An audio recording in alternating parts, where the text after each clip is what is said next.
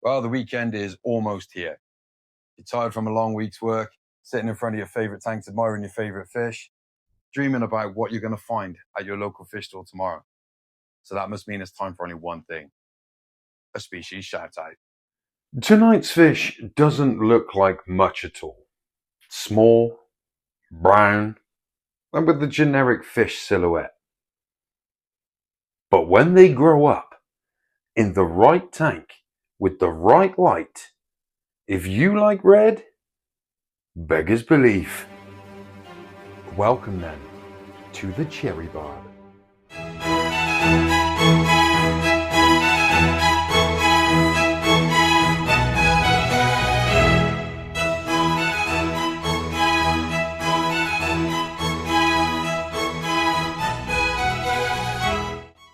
This then is the one fish that looks as good in your tank as it did online.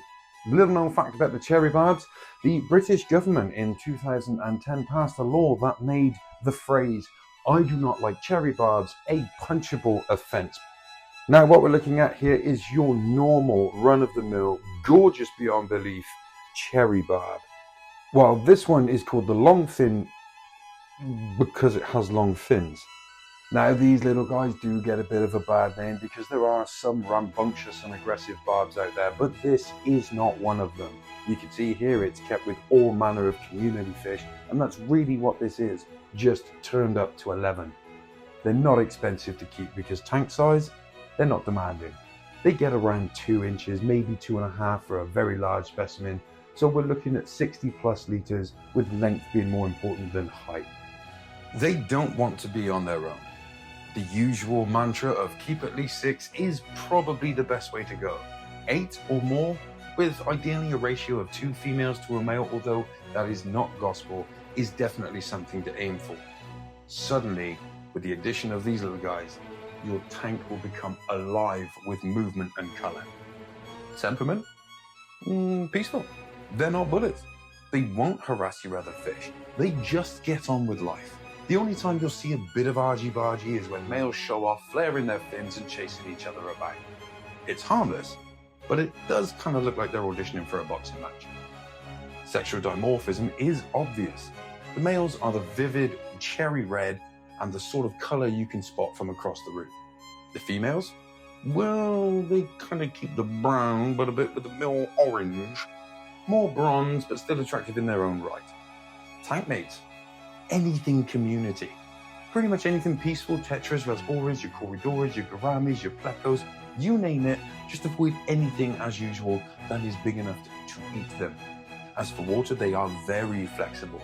Temperature between about 22 and 27 degrees Celsius, pH around 6 to 7.5, hardness soft to medium, although we do breed them in pretty hard water.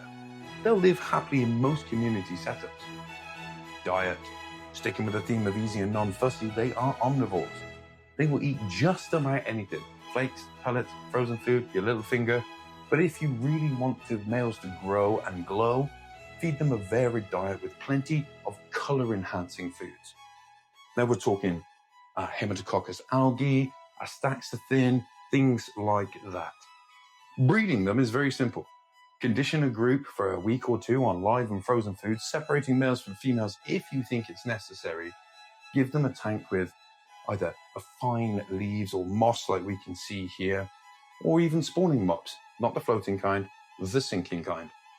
The males will chase the females, eggs will be scattered, and if you remove the adults, you'll have lots of babies. If you don't, they'll have a picnic. Raise the fry separately and you'll have more cherry barbs than you know what to do with. So, the cherry barb. Small, peaceful, colourful, ridiculously easy to keep, a classic community fish. And in the right group, in the right setup, they don't just brighten your tank, they transform it.